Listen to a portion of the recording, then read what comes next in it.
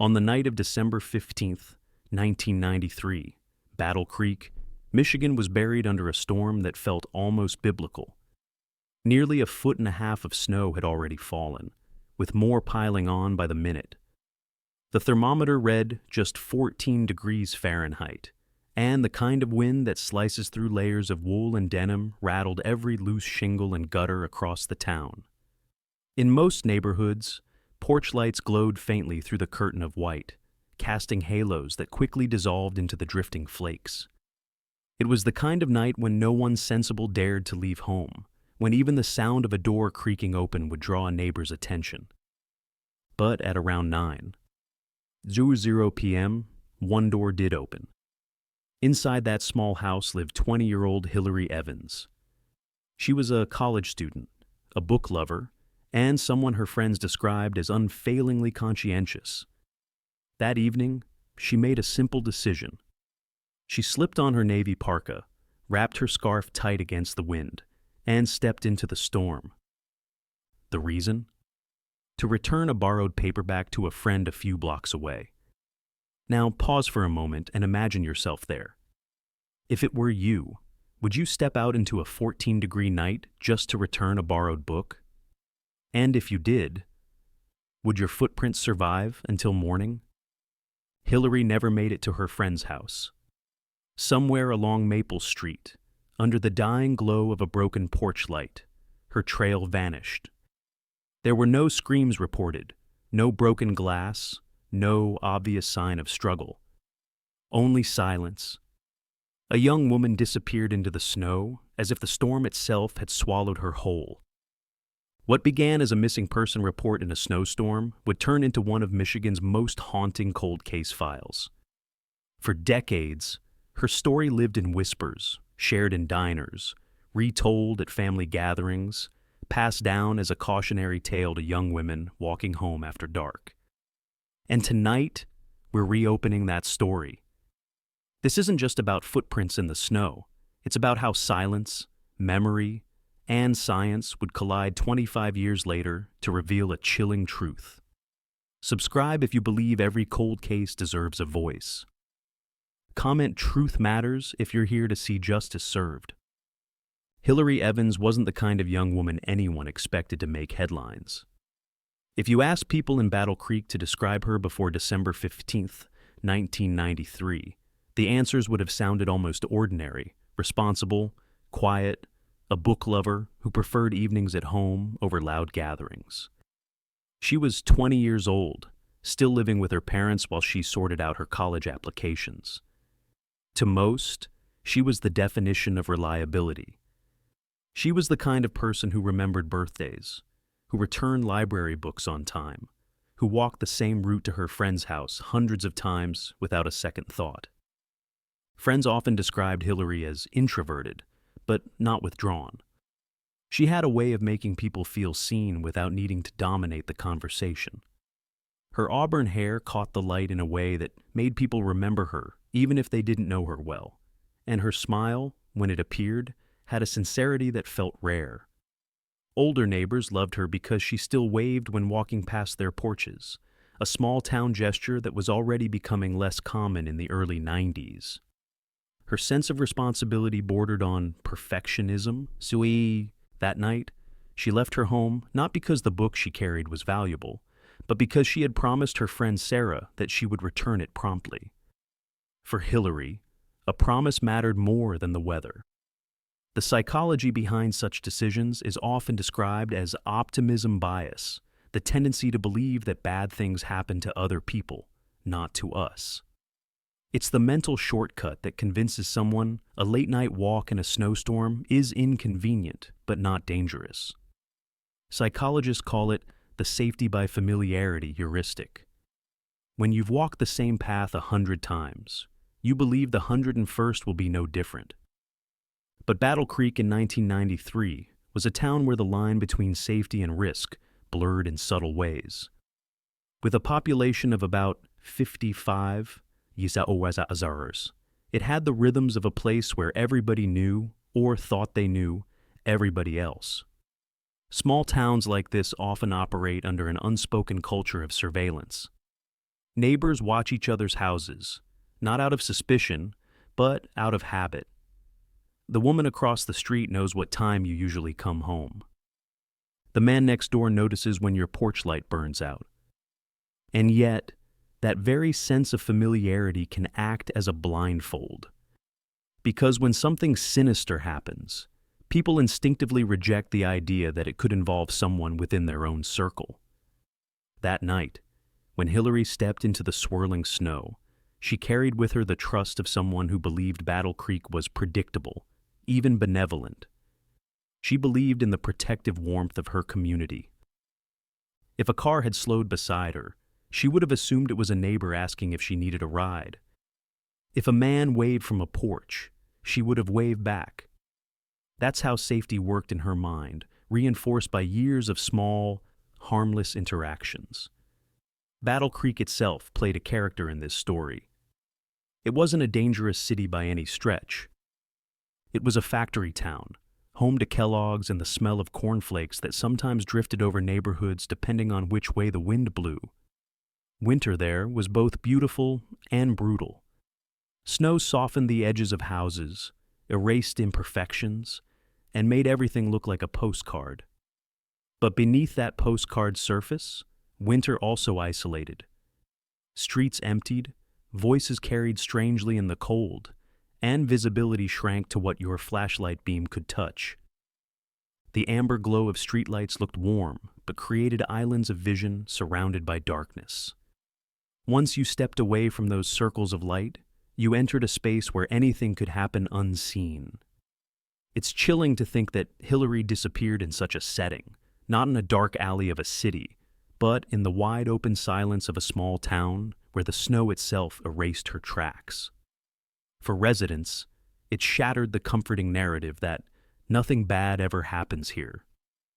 Safety, they realized, had been more illusion than reality, built on shared assumptions rather than evidence. As the hours ticked past that night, the storm kept falling, covering any clue that might have explained her fate. By morning, her footsteps were gone, as if nature itself had conspired with whoever, or whatever, interrupted her journey.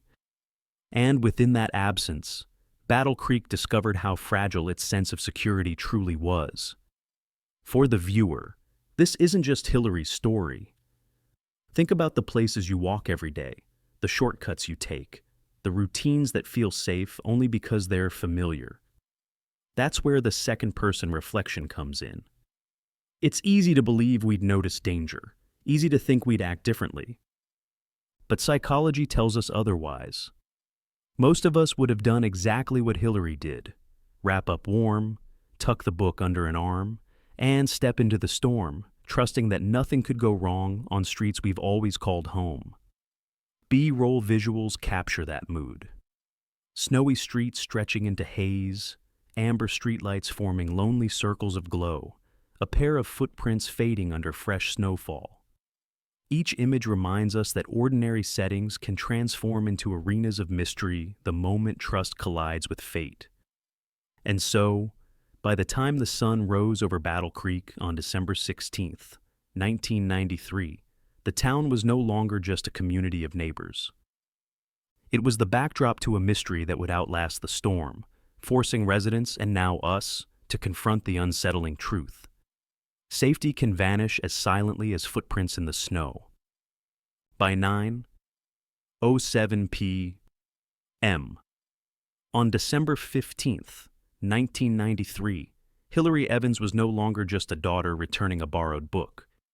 She was now the subject of what would later become one of Michigan's most chilling mysteries. Her last confirmed sighting occurred at the corner of Maple and 3rd Street, a crossroads that, on any other night, would have been utterly unremarkable. But on that night, with the storm collapsing visibility to just a few feet, it became the place where fact collided with uncertainty. Gary Mitchell, a neighbor well known for his reliability, was outside doing something that seemed both practical and futile, shoveling snow as the storm continued dumping inches by the hour. His front porch light was out, so he relied on the amber street lamp and a flashlight tucked in his coat pocket. He caught sight of Hillary approaching, a slim figure bundled against the cutting wind, boots crunching rhythmically on the freshly fallen snow. They exchanged a brief interaction. Mitchell would later recall it in interviews that stretched across decades. A quick wave. A neighborly call of "Evening, Hillary." Her reply? Something about returning a book and a passing mention of her grandmother's insistence on always returning borrowed things promptly. Then she continued toward Maple Street, footprints trailing behind her until the storm erased them. The psychology of memory becomes crucial here. Mitchell described her stride, calling it purposeful but graceful.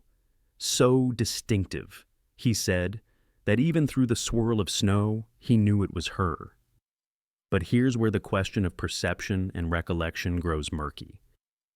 If it were you, could you honestly recall how someone walked 25 years later?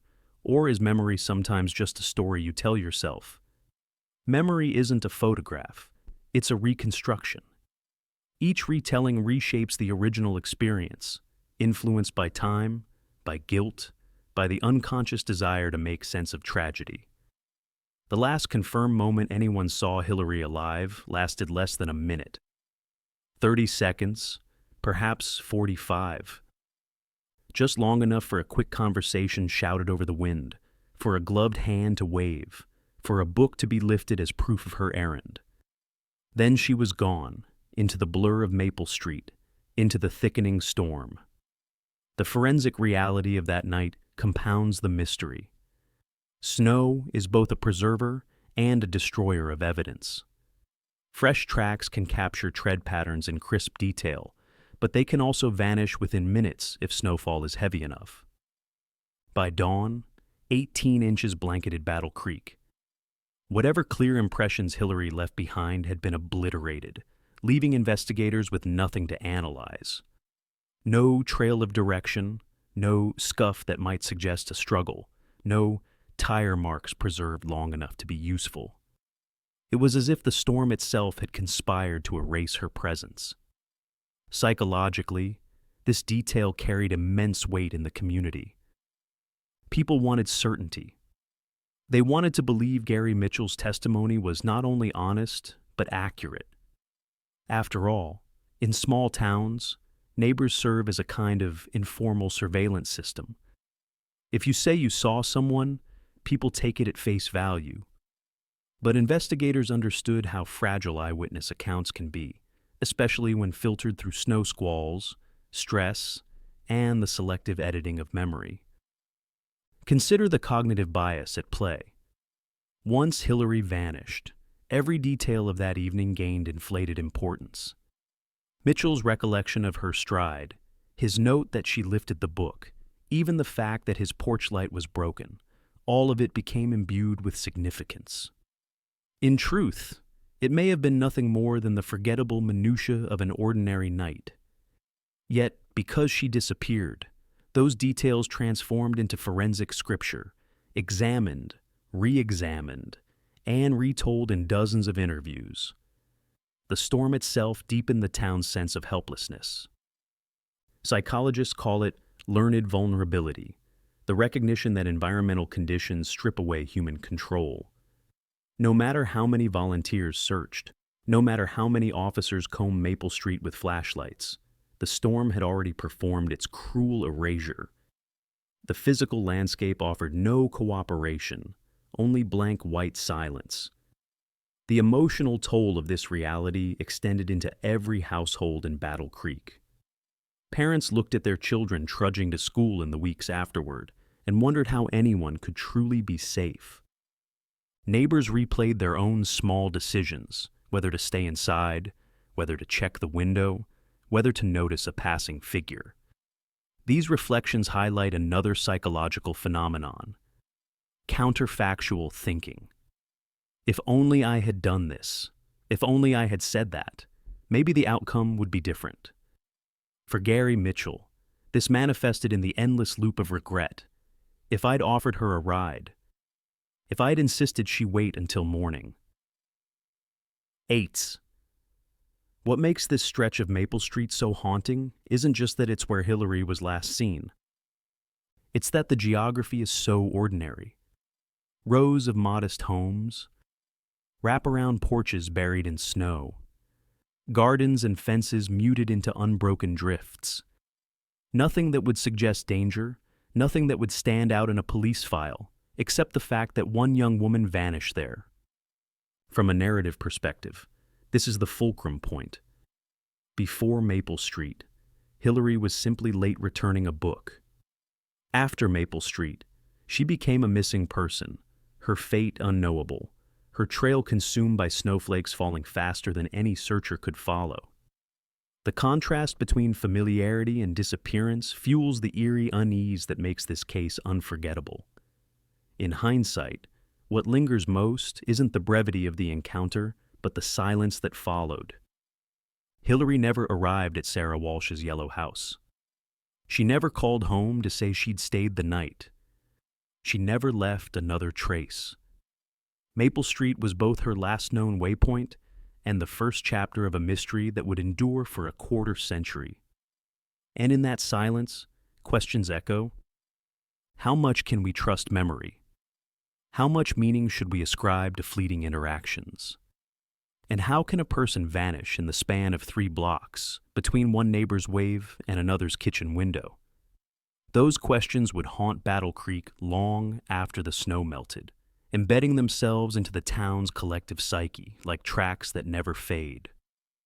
By dawn on December 16th, 1993, the Evans household no longer hummed with the soft sounds of ordinary routine. The telephone rang at 6:00 a.m. Anne Margaret Evans, Hillary's mother, stood in the kitchen holding the receiver with hands that had already begun to tremble. Hillary hadn't come home. She hadn't called. Her bed was unslept in, the quilt folded back exactly as she had left it when she bundled up and walked into the storm. For a family that lived by predictability, meals at the same time each evening, Sunday services without fail, this sudden absence felt like a hole torn into the fabric of reality. Margaret dialed the police, her voice pitched with a panic she had never known before. She explained. Her daughter had gone out to return a book and never returned. At first, the officer on the line asked if Hillary might have stayed with a friend overnight. Maybe she had been caught by the storm and chosen the safer option of waiting it out. But Margaret knew her daughter. Hillary would have called. She would have left a note. She wouldn't have allowed her parents to spend a sleepless night wondering. Within minutes, officers were dispatched to begin the initial canvass. Word spread quickly. Battle Creek in 1993 was a town where news traveled faster than the snowplows. By mid-morning, neighbors were at the Evans' door, offering coffee, comfort, and questions. Did Hillary take her purse? Was she wearing her boots with the worn tread? Which direction had she gone? Each question sharpened the sense that something was terribly wrong. By noon, the town had mobilized. Flyers were hastily printed on local copy machines. Grainy photographs of Hillary smiling, her auburn hair curling just below her shoulders, green eyes framed by a sweater collar. Across the top, in bold black letters, "Missing." Volunteers took stacks of the posters and began tacking them to telephone poles, taping them to diner windows, pinning them to bulletin boards in gas stations and laundromats. The ritual was both purposeful and desperate, as if covering the town in her face might anchor her back into existence. The search was organized quickly, almost instinctively. Residents formed a grid, sectioning off areas of Maple Street, the surrounding alleys, and the open fields leading toward the river. Teachers excused students who wanted to help. Retired factory workers arrived with flashlights and thermoses of coffee. Even pastors from the local churches walked side by side with teenagers, calling Hillary's name into the drifts of snow. This rapid mobilization reflected a classic feature of small-town psychology. Collective efficacy, the belief that when people act together, they can solve a problem, restore order, or bring someone home. In those first hours, the town truly believed that by sheer force of numbers, Hillary could be found. They trusted the wisdom of neighbors, the strength of shared action. But collective efficacy has a darker twin: groupthink. When the need for consensus overrides critical thinking, people begin to see what they want to see and ignore details that don't fit the narrative. Some volunteers insisted they saw faint tracks leading toward the park. Others swore they remembered a car idling near Maple Street the previous evening. None of these leads were consistent, and most evaporated under scrutiny. Yet in the charged atmosphere of a missing person search, no one wanted to contradict another. To challenge a neighbor's certainty felt disloyal, even cruel, in a town struggling to cling to hope. B-roll from that day paints a picture of determination mixed with sorrow.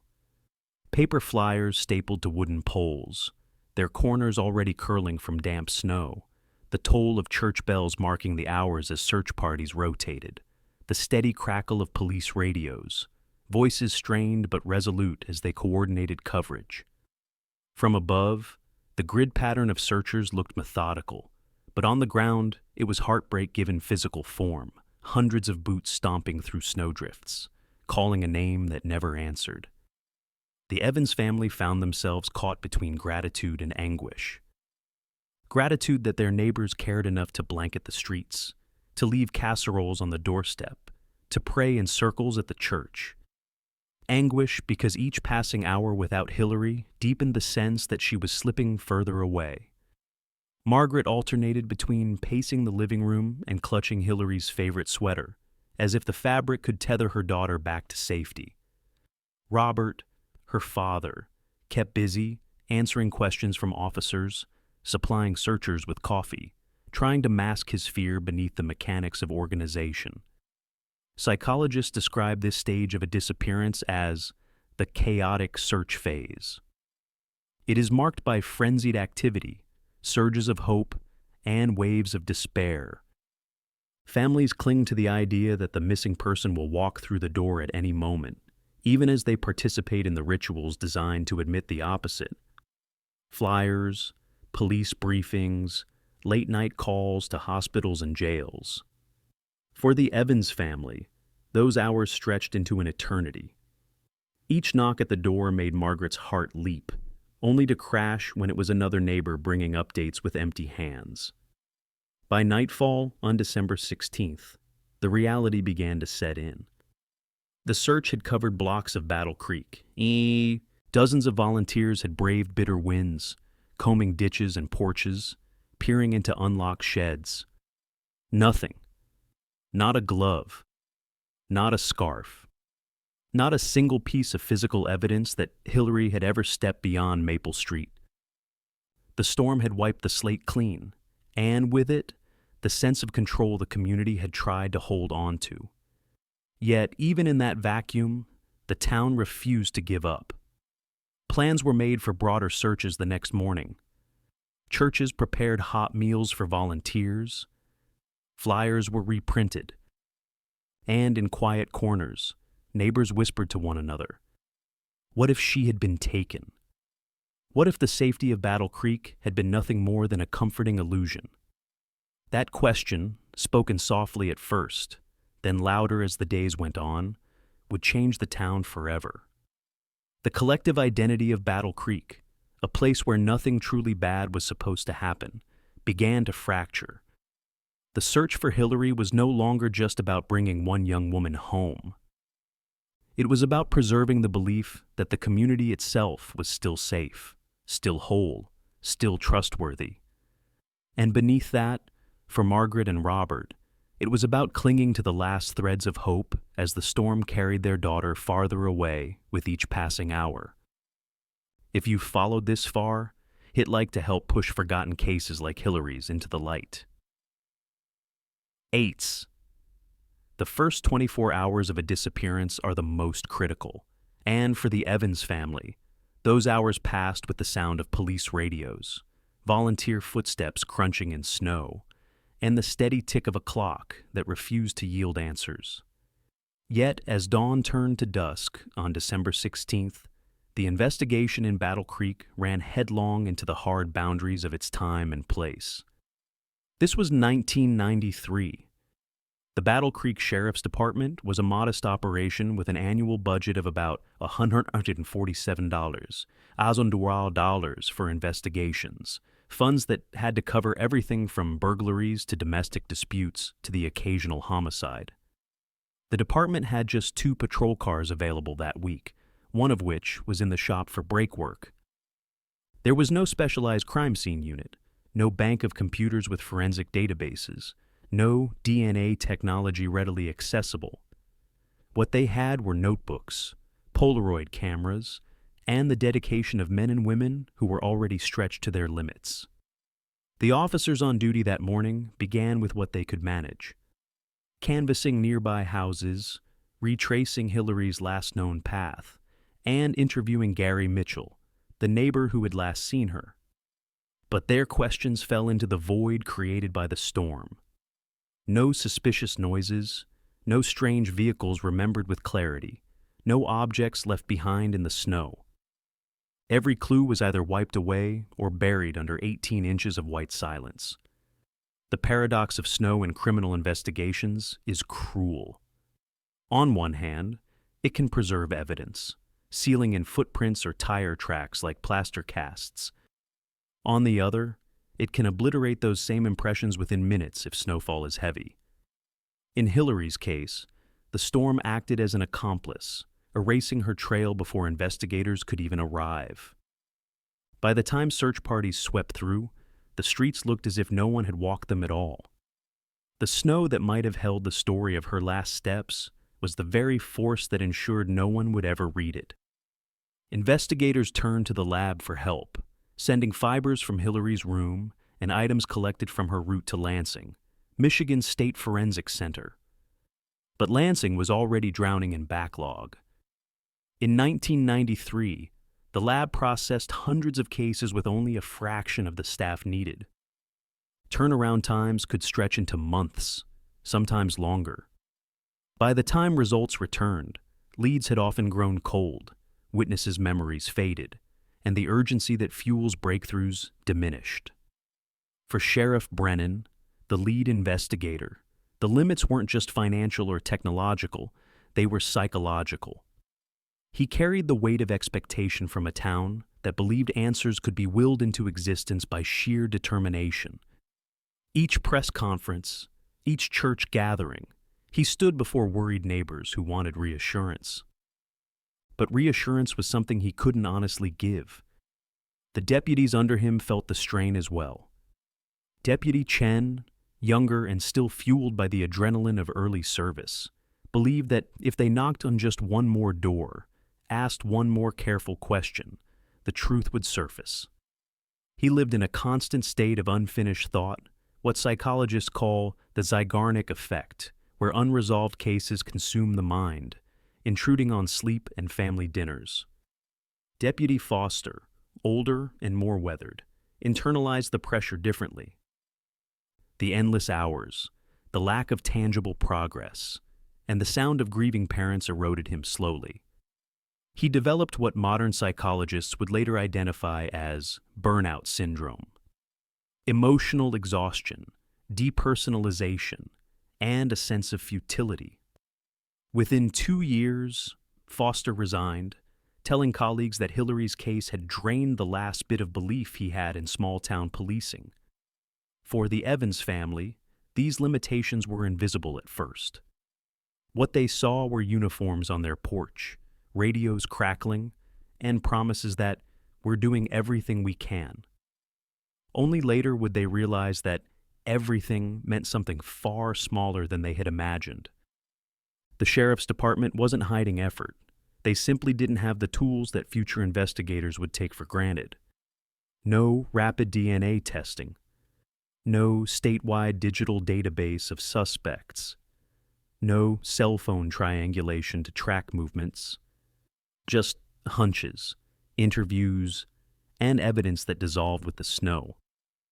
In many ways, this stage of the case reflects the larger reality of the 1990s investigative landscape.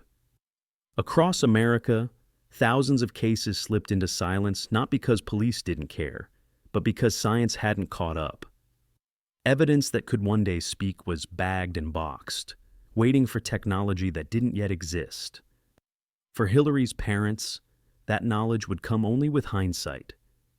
In 1993, it felt like doors were closing in real time, one after another, until only a void remained. By the end of that first week, the investigation had reached a standstill. Patrol cars circled neighborhoods without leads. Volunteers drifted home, exhausted. The flyers remained on bulletin boards, but fewer people stopped to read them.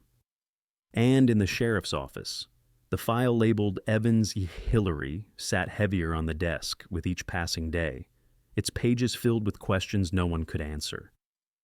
The limits of 1990's investigation weren't just logistical, they were human. Officers grew weary, leads grew thin, and the family clung to hope against an emptiness that seemed impenetrable. Hillary's disappearance was no longer just a storm-born tragedy. It was now a case poised to freeze into silence, suspended between what the community wanted to believe and what the evidence refused to reveal. By the mid-1990s, the energy that had once surged through Battle Creek began to thin. What started as a community-wide mobilization inevitably slowed under the weight of unanswered questions. Leads dried up. Search parties dwindled. The once vivid urgency of a missing daughter dulled into something quieter, heavier, more permanent. The file on Hillary Evans, once spread across desks and marked with urgent notes, was finally boxed. On the spine of the cardboard sat a plain white sticker, hand-lettered in black ink. 9412. It was a designation that meant little to outsiders, but carried a devastating truth for the Evans family. It signified her case was no longer active, no longer occupying daily hours at the sheriff's office. It had been placed into storage, stacked alongside dozens of other folders whose stories had also gone unresolved. By the mid-90s, Hillary's disappearance had been pushed into the growing drawer of unsolved cold case files. For Margaret and Robert Evans, life shifted into rituals of grief that were both numbing and relentless. Margaret visited the sheriff's station twice a week, even when she knew nothing new would be there. She would stand at the front desk and ask, "Has anything changed? Has anyone called? Has anyone remembered something?" The deputies grew accustomed to her presence, sometimes offering reassurances, sometimes only a sympathetic look. She refused to let Hillary's memory collect dust, even if the case file already had. Robert, on the other hand, threw himself into work. He picked up extra shifts, volunteered for overtime, and lingered at the factory long after his tasks were complete. Colleagues noticed him grow quieter, more withdrawn. Psychologists describe this as behavioral numbing, a defense mechanism where a person buries themselves in routine to avoid confronting unbearable absence. For Robert, exhaustion was easier than silence at home. The town also adapted in its own way. The missing posters once stapled across every telephone pole began to fade, their edges curling in the weather. Ink ran where snowmelt had dripped, turning Hillary's smiling face into a ghostly blur. And yet, in certain corners, they remained untouched, protected by store owners who refused to take them down, convinced that removing the poster was tantamount to surrender. If you were her mother, would you replace the faded poster on the grocery store window, or keep it up, hoping she might walk back through the door? That question hovered in Margaret's mind each time she passed the corner market. She left it there, weathered and worn, because in some way, the poster was Hillary's presence in the world. For the investigators who had once carried the case, the years became a study in professional dissonance. They filed new reports, solved other crimes, even celebrated occasional breakthroughs. But Hillary's absence remained like a splinter. As some, like Deputy Chen, couldn't let it go, revisiting the evidence box in quiet moments, wondering if they had overlooked something. Others, like Sheriff Brennan, learned to compartmentalize, convincing themselves that unsolved cases were inevitable in law enforcement. Still, the community never allowed them to forget. Whenever another child was late coming home or another young woman missed a shift at work, someone inevitably asked, "Is this another Hillary?" 8. The psychology of this period reveals the unique cruelty of ambiguous loss. Unlike death, which has rituals of closure, ambiguous disappearance offers no ending. Families remain in suspended animation, caught between hope and mourning. Margaret ironed Hillary's clothes each spring, folding them neatly as though her daughter might still return to wear them. Robert kept the driveway shoveled, even when no one else needed the path cleared. Each act was an expression of refusal, a fight against finality. Battle Creek itself absorbed the absence into its collective memory. Cafes where Hillary once studied carried a low hum of her name. Churches prayed for her return long after the initial vigils had ended. Local newspapers occasionally revisited the case, publishing anniversary pieces that reminded readers of the unanswered questions. But these were fragments, not solutions. The storm that had swallowed her trail seemed to have swallowed the town's certainty as well.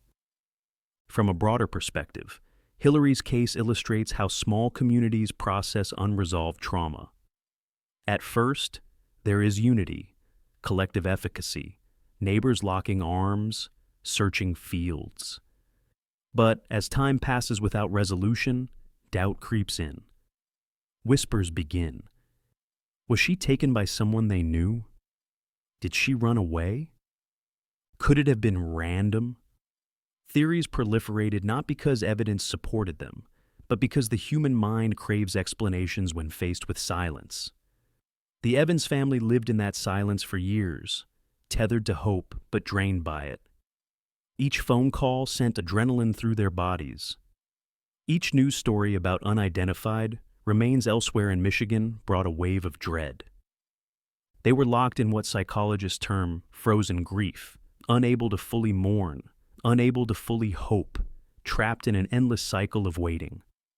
By 1999, Hillary would have been 26 years old. Friends her age were marrying, starting families, leaving Battle Creek for bigger cities. Margaret often wondered what Hillary's life might have looked like, what career she would have chosen, what kind of mother she might have become. These imagined futures were their only form of connection, but they also deepened the wound. Every milestone that passed without her became a milestone lost forever. In the end, the 1990s closed not with answers, but with absence. The case of Hillary Evans lingered in the dusty archive box labeled 9412, while her parents clung to routines that gave shape to grief. For Battle Creek, her disappearance became less a breaking news story and more a haunting echo, an unresolved thread woven into the identity of the town itself. The cold case years were defined not by what was discovered, but by what was endured. Silence, ritual, and the quiet devastation of time stretching forward without resolution. And all the while, Hillary's memory waited, patient, unyielding, for the day when science, or fate, or some forgotten voice would finally break the silence and bring her home. Among the dozens of neighbors who had joined the initial search, one figure stood out, not for suspicion, but for his apparent devotion. Gary Mitchell, the man who last saw Hillary on Maple Street, was everywhere in those early days. He shoveled driveways for older residents so they could focus on the search. He delivered coffee to volunteers trudging through fields. He even sat with Margaret Evans during long afternoons, offering reassurance that Hillary would be found. To the casual observer, he was the embodiment of the concerned neighbor, a man doing everything possible to support a grieving family. This outward behavior fits what psychologists call impression management, the effort to control how others perceive us, especially under scrutiny. For Mitchell, impression management meant aligning himself with the very people demanding answers. By volunteering, by consoling, by appearing helpful, he cast himself in the role of ally rather than suspect. It was a narrative he constructed with care, and in the context of a small town, it worked. Few questioned him. Instead, many pointed to his actions as proof of his decency. But beneath the surface, another psychological process was unfolding: compartmentalization. Mitchell lived two parallel lives, separated by walls of denial and rationalization. In one, he was the neighbor, the volunteer, the friend who expressed sympathy. In the other, he carried the knowledge of what had truly happened to Hillary. These compartments allowed him to maintain his mask, to move through daily life without collapsing under guilt. The human mind, when pressed by unbearable dissonance, is adept at dividing reality into fragments that never meet.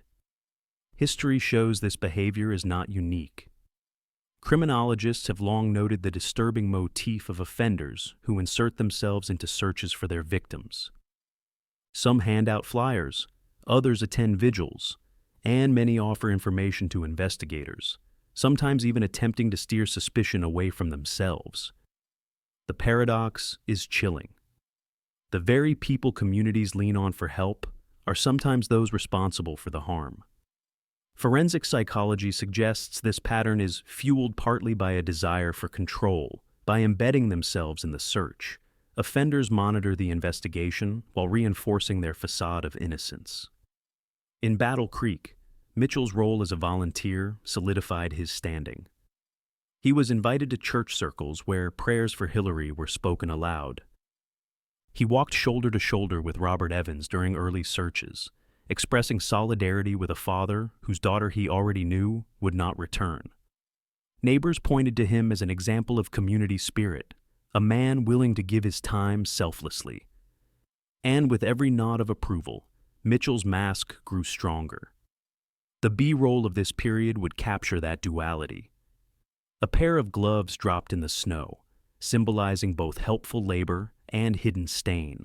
The glow of porch lights across Maple Street, warm and welcoming, belying the darker truth that lurked behind familiar doors, and old TV news clips showing neighbors interviewed about their hopes and fears, with Mitchell sometimes visible in the background, nodding along with concern.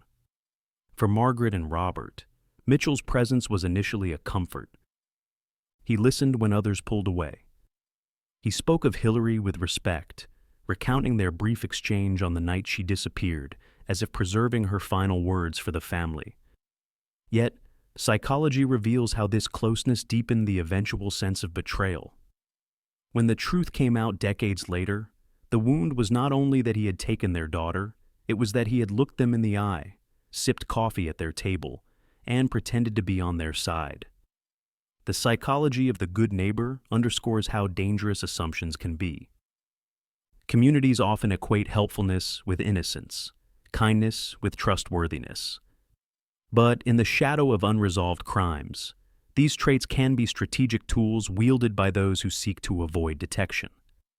Mitchell's actions illustrate the tension between appearances and reality, between the man Battle Creek thought they knew and the man he really was. By the late 1990s, suspicion had largely shifted away from him. He had successfully embedded himself into the town's story of grief, earning the credibility that comes from public displays of solidarity. Yet behind that credibility was a fracture only time and science would eventually expose. The case file sat dormant, but Mitchell lived each day with the knowledge of what he had done, shielded by the mask of the good neighbor. Eights. And for the Evans family, the years of trusting him, of accepting his gestures as genuine, would later deepen the tragedy. It was not just Hillary who was stolen from them, but decades of misplaced faith in a man who stood in the light of porch lamps while hiding a truth as cold and silent as the snow that had erased her footprints. Stay with us, because in just a moment, a 25-year mystery turns when science speaks louder than silence. Eights. By 2018, the case of Hillary Evans had become a familiar ghost in Battle Creek. The posters were gone, The family's grief had hardened into ritual, and the box labeled 94-12 sat on a shelf in the sheriff's evidence room, coated in dust. Few expected it to ever be opened again. But Detective Sarah Coleman, a younger investigator who had grown up hearing whispers of Hillary's disappearance, refused to let the silence be the final word. Coleman was part of a new generation of law enforcement trained in the era of digital databases and forensic breakthroughs. She knew that evidence once considered useless could now tell a story. With permission, she reopened the Evans file. She pulled the box onto her desk and cut through the layers of tape that had sealed it since the mid-1990s. Inside were carefully bagged items: Hillary's scarf, her parka, and a few personal effects. The parka, still bearing faint traces of snowmelt stains, drew Coleman's attention. It had been preserved in plastic, untouched since the early days of the investigation. For years, it had been little more than a heartbreaking reminder of what was lost. But Coleman saw a possibility. Advances in forensic science meant that fibers, once impossible to analyze, could now yield DNA profiles with astonishing accuracy. She submitted the coat to the state lab, requesting the most advanced testing available. Weeks later, the results came back. From the fabric, technicians extracted a male DNA profile. Not a partial trace, not a fragment, a complete genetic fingerprint. It was the kind of discovery investigators dream of, a voice emerging from silence after decades of doubt. Would you believe that a single fiber, sealed away for decades, could remember more than an entire town? That is the paradox of forensic science. Human memory falters, witnesses contradict themselves, and rumors blur into legend. But DNA, silent and invisible, endures. It waits in the smallest fragments of skin cells, in the microscopic traces left behind by touch. And when technology finally learns to listen, those fragments speak louder than any testimony. The profile was entered into CODIS, the Combined DNA Index System. Almost immediately, it returned a hit. The name that flashed on the report stunned Coleman, not because she didn't know it, but because she knew it too well. Gary Mitchell. Mitchell had been in CODIS since 2003, when a misdemeanor DUI arrest required him to provide a DNA sample. At the time, no one connected that record to Hillary's disappearance. But now, with the new profile in hand, the system drew the line no one else had been able to draw. The man who waved at Hillary on Maple Street, the neighbor who shoveled snow, the volunteer who joined the search, his DNA was embedded in the fibers of her coat. This revelation underscored a profound truth. This is why detectives never truly close their cold case files. What looks like silence is often a pause, a waiting game between time and technology. Cases that feel frozen are sometimes only sleeping, waiting for science to evolve, for databases to grow, for patience to meet persistence. For Coleman, the moment was electric. She described later that her hands shook as she held the lab report. All the questions that had hung over Battle Creek for 25 years now had a name attached. The case that seemed destined for obscurity was suddenly alive again. The implications for the Evans family were staggering. After years of ritualized grief and unanswered prayers, the truth was no longer buried in snow or hidden in silence. It was written in genetic code. Their daughter's coat, preserved for decades, had carried the story the town could not tell. From that moment forward, the investigation shifted. What had been speculation hardened into evidence. What had been whispers became proof. Gary Mitchell, the neighbor everyone thought they knew, was now linked irrefutably to the crime. The storm in 1993 had erased her footprints, but science in 2018 restored her voice.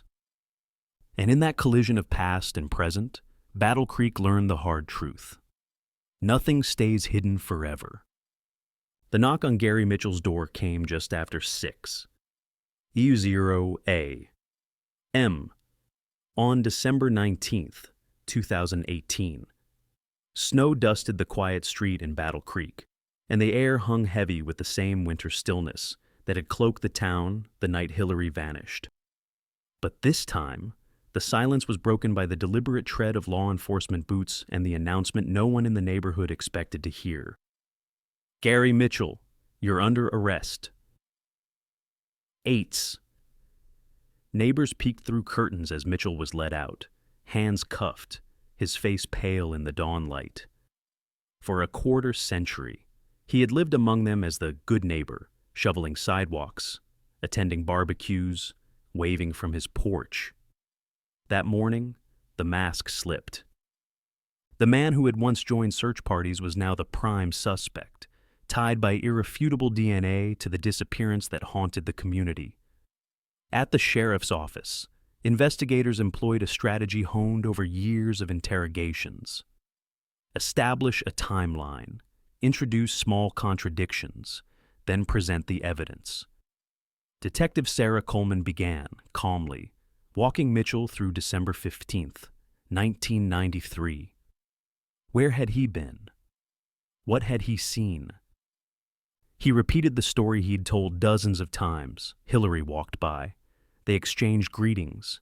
She continued down Maple Street. Nothing more.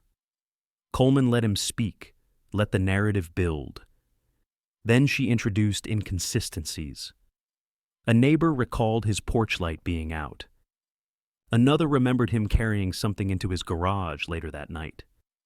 Mitchell stumbled, adjusted details, and leaned heavily on memory's unreliability. For years, that defense had worked. Eyewitnesses forget. Time blurs. Stories fade. But Coleman was waiting for the moment she could place her hand on the file and change the rules of the conversation. "We need to talk about DNA," she said, her voice steady. The words landed like a gavel. Mitchell's shoulders slumped, his eyes darting to the folder. He knew the science was indisputable. The coat fibers had spoken, and they had spoken his name. The breakdown began almost immediately, not an explosive confession, but a slow erosion of the story he had clung to for decades. Psychologists call it the breakdown curve.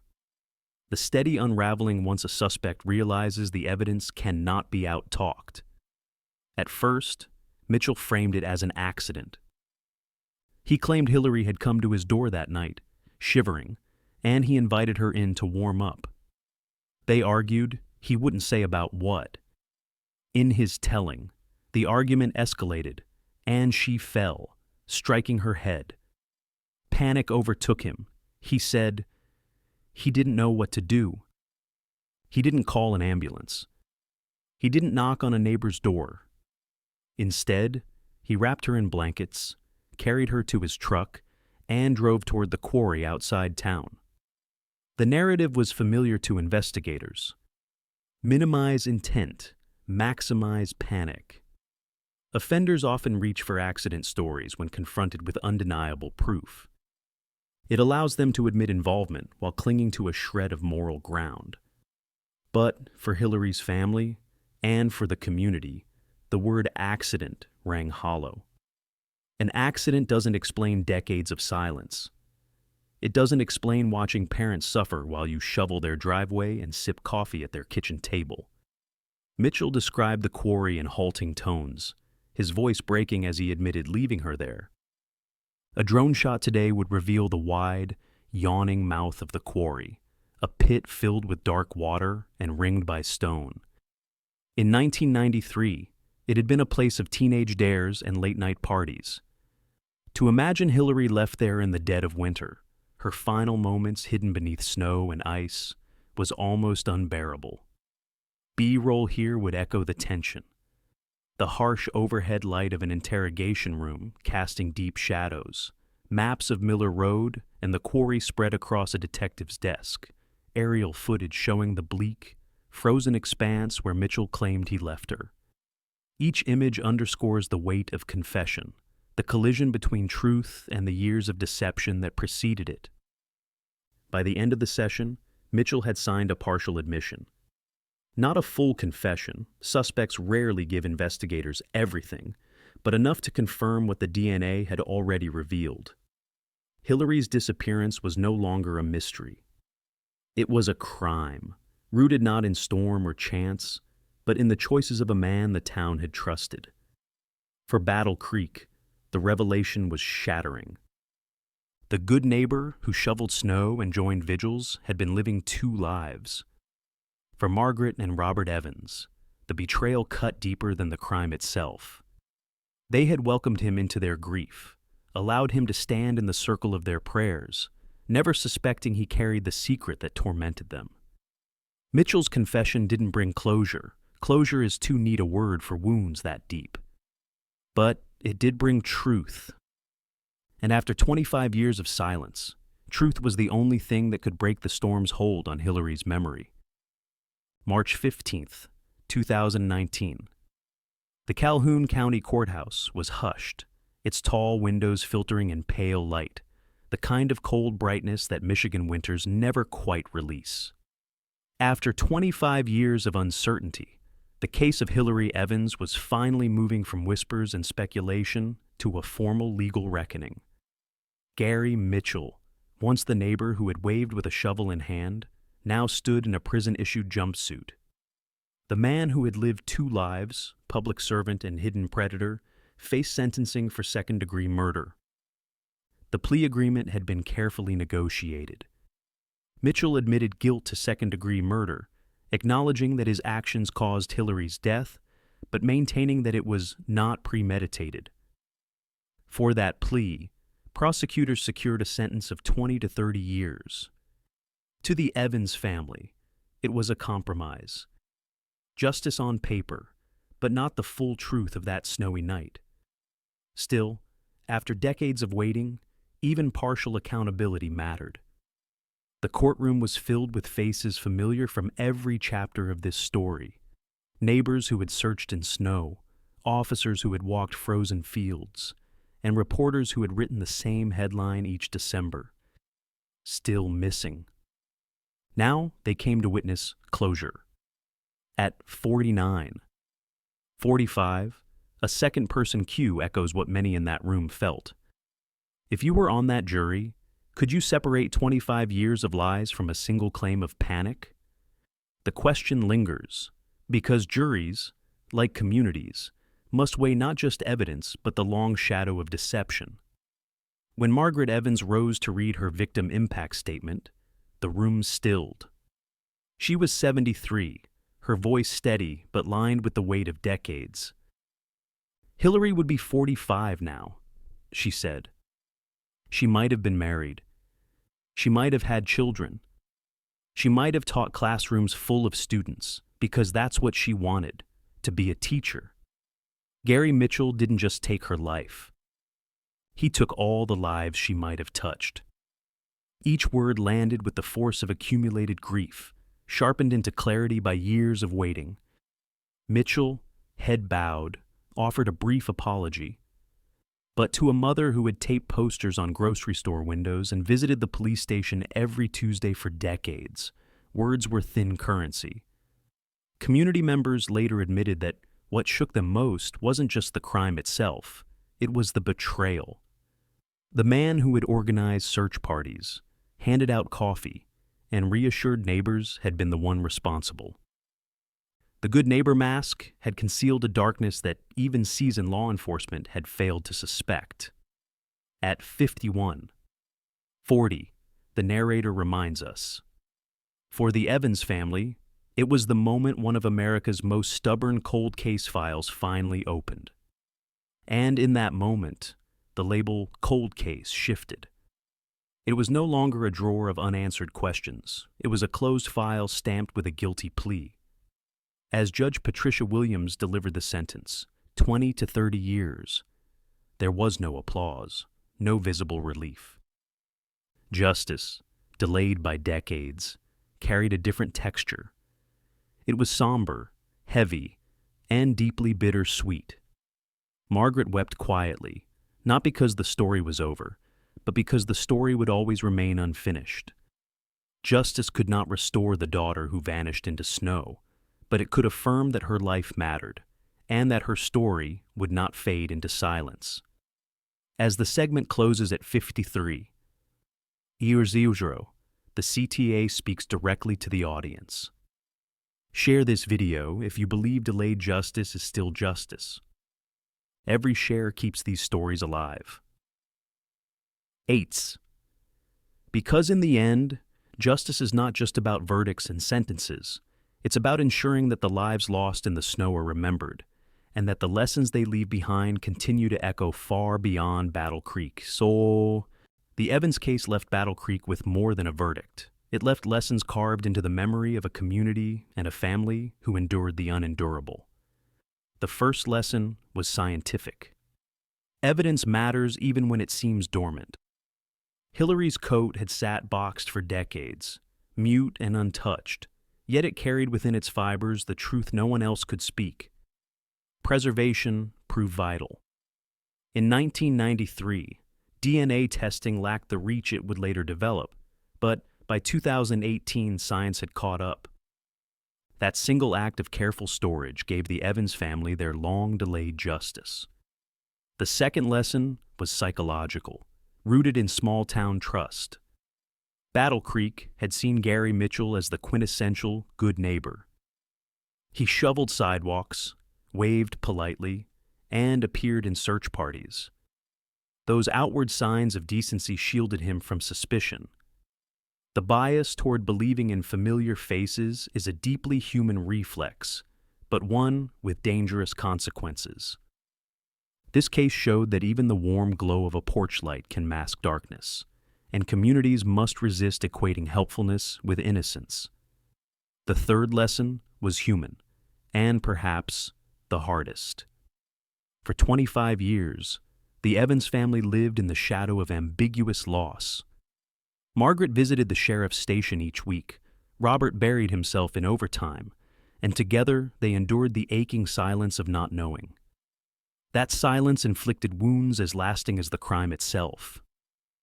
Psychologists warn that ambiguous loss denies families the rituals of closure, trapping them between hope and despair. The Evans story became a testament to the resilience required to survive that limbo, and to the cost such resilience exacts. The B-roll here speaks softly but powerfully. Sterile laboratory shots of gloved hands sealing evidence bags, snowy memorials where candles flicker beneath faded photos, and the quiet shimmer of a riverbank vigil at dusk. Each image reminds viewers that the meaning of Hillary's case extends beyond one family and one town. Justice may have been delayed, but the lessons endure. Science can outlast silence. Communities must look deeper than appearances, and families living with loss deserve voices that keep their stories alive. The Evans story is more than a case file, more than a headline resurrected decades later. It is a meditation on time, truth, and the endurance of memory. For 25 years, Battle Creek lived with absence. Snowstorms came and went, posters faded from windows, and the town tried to move forward. But justice has its own pace, and sometimes it arrives when almost everyone has stopped waiting. The Evans family teaches us that silence is not the same as forgetting. Margaret's weekly visits, Robert's relentless work, and the community's lingering questions all kept Hillary alive in ways no courtroom could erase. And when science finally spoke, their perseverance met its answer. And if it were your daughter, would late justice feel like justice at all? The question sits heavy, because justice delayed is never full, never clean. Yet for families like the Evans, truth matters, even when it arrives decades behind schedule. At 56:30, we remind ourselves. It's a reminder that cold case files don't die. They wait for someone to listen. Each box on a shelf is not forgotten. It is a story waiting for the right eyes, the right science, the right moment to speak. Subscribe and drop the case you want us to cover next, because every voice helps bring cold case files back into daylight. 8. Because snow may erase footprints, but DNA does not forget. And neither should we.